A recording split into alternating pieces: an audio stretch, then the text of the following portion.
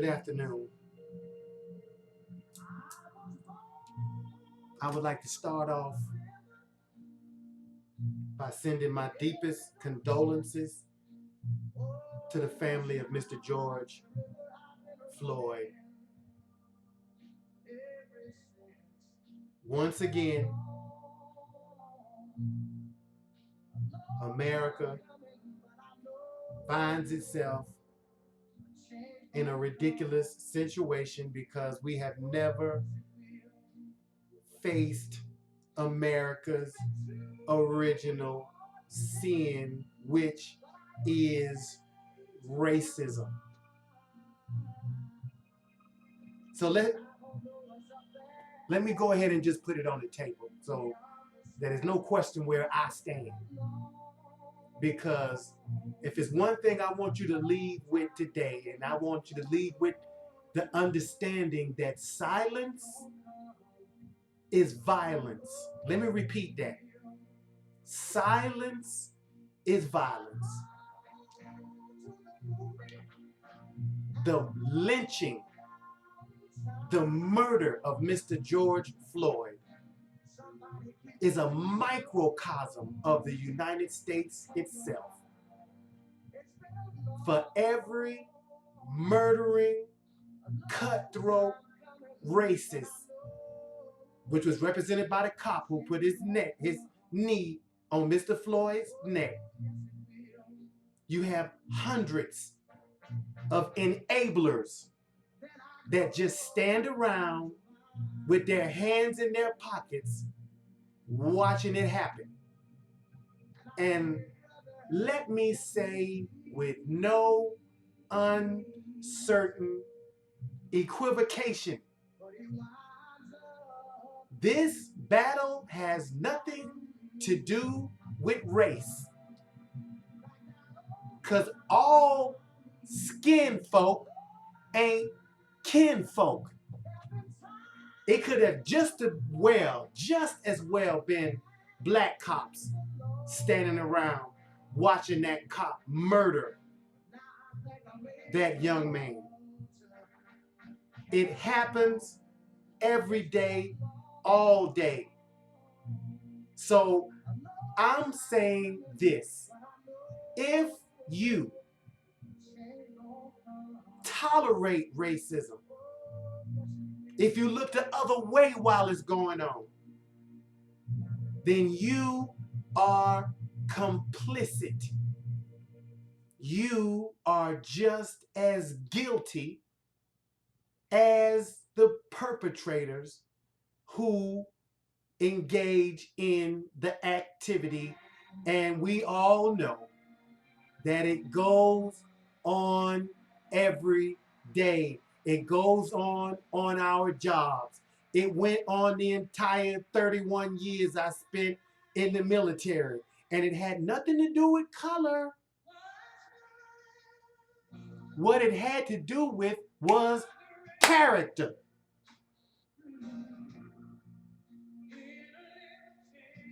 It had to do with character. There are people whose character does not tolerate racism. You on one side of the line. Now you have other people whose character is racist. You on one side, and all of those who sit back with their hands in their pocket and look the other way while you do what you do, they might as well be on the side with you. And what you're seeing in America right now, why is America going up in flames? America is going up in flames because people are tired. People have finally figured out that what? Silence is violence. That if you look the other way, that if you go along with it, if you go along to get along, then you might as well have your knee on Mr. Floyd's neck yourself. And many of you do. On your jobs, you got your knees on people's neck. or you're looking the other way while somebody else got their knees on someone's neck, or whether it's in a business or whatever.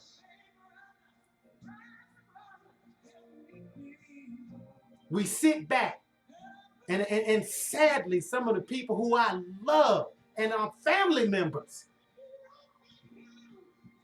sit back and actually believe that character does not matter. People who I love have told me this. I can support certain people simply because of their policies. It doesn't matter that they're racist. As long as they're willing to sign on the dotted line and support certain policies. I can tolerate their racism. I can tolerate their sexism. Well, I'm here to tell you, all of you fence sitters, when the weapons are drawn, you're going to find yourself catching bullets from both sides. So I say, at this point, all of you all who ain't figured out that we at war, we're at war.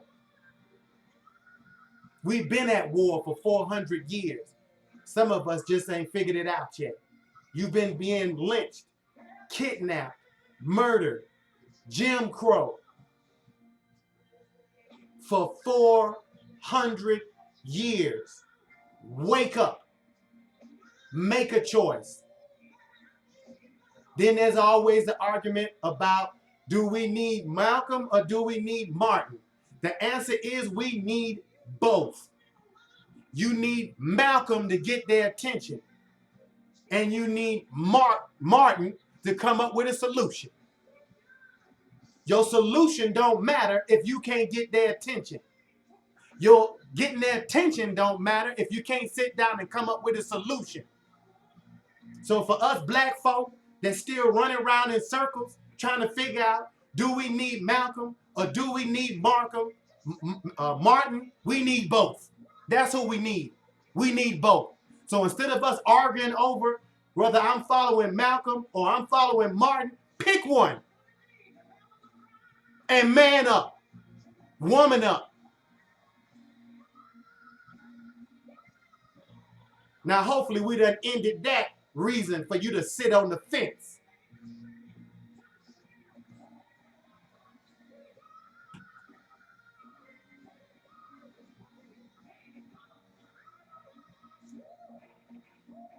Silence